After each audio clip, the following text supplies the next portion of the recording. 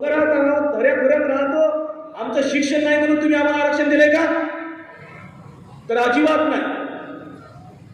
आम्हाला या ठिकाणी या राज्यघटनेनं जर आरक्षण दिलं असेल तर आम्ही या देशाचे मूळ निवासी आहोत, त्या ठिकाणचा आमचा देश आहे म्हणून आम्हाला आरक्षण मिळाले. आम्ही आदिवासी आहोत म्हणून आम्हाला आरक्षण मिळालेलं आहे. आणि तेच आदिवासीत्व संपवण्याचं काम या ठिकाणी काही संघटना करतात आणि ते आपल्याला वनवासी म्हणतात. वनवासी म्हणून आमचं मूळ मालकीत्व, आमचा हक्क संपवण्याचं काम या ठिकाणी काही लोक करत आहेत. त्याच्यामुळे आपल्याला सजग राहिलं पाहिजे. आता गावागावात तर अजून एक फार भयंकर गोष्ट झालेली आहे.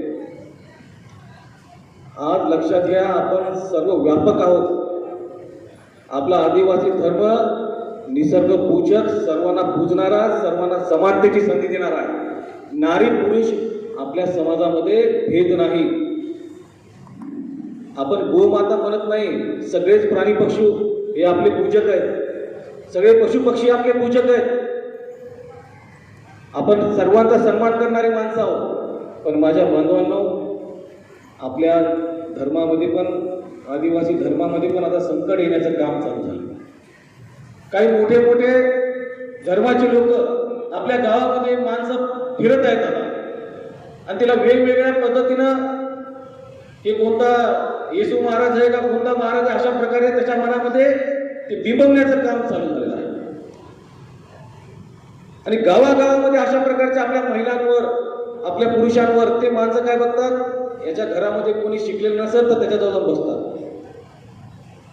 कोणी त्याच्या घरामध्ये पुरुष शांत असेल तर त्याच्या घरात जाऊन बसतात, त्याला त्याच्या धर्म परिवर्तन करण्याला बाध्य करतात.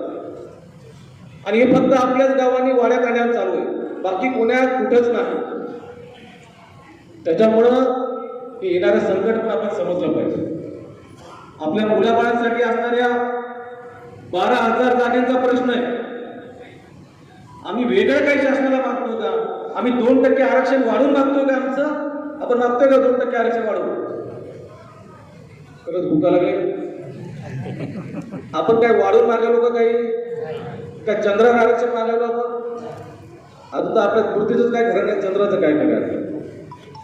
आपला विषय आपल्या 12,000 जागेचा प्रश्न आहे. जे लोकांनी खोटे जातीचे प्रमाणपत्र काढले होते, त्या खोटे जातीच्या प्रमाणपत्रावर सरकारनं त्यांना जसंही तसं ठेवलं.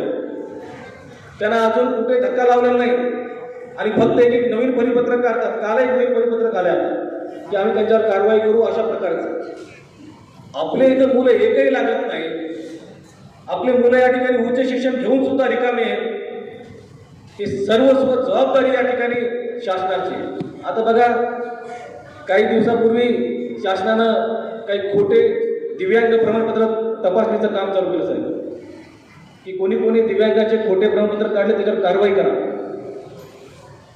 खूप चांगला निर्णय घेतला. मग तसं काढा ना, आदिवासींचे पण कोणी खोटे प्रमाणपत्र काढले म्हणून त्याचं काय काढत नाही ते लोक? खोटे प्रमाणपत्र काढले म्हणून त्याच्या काय तपासण्या होत नाही, त्यांच्यावर काय कारवाई होत नाही? याचं कारण आहे की त्यांना अजून आपली जाणीव नाही, आपल्या संघर्षाची जाणीव नाही.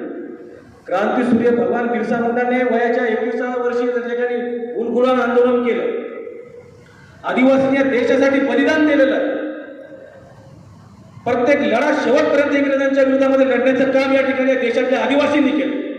जल, जमीन, जंगल वाचवण्याचं काम आणि इंग्रजांच्या विरुद्ध शेवटपर्यंत संघर्ष करण्याचं काम या देशातल्या तंट्या भील असेल, क्रांतीसूर्य भगवान बिरसा मुंडा असेल किंवा राघोजी भांगरे असतील, या अनेकांनी बलिदान दिलं. आणि यांचा संघर्ष कायम राहिलेला आहे व्यवस्थेच्या विरोधामध्ये लढण्याचा. त्याच्यामुळे येणाऱ्या बांधवांनो, तुम्हाला संघटित राहायचंय, व्यसनापासून दूर राहायचंय. मटका, तंबाखू या 2-3 गोष्टींपासून दूर राहा.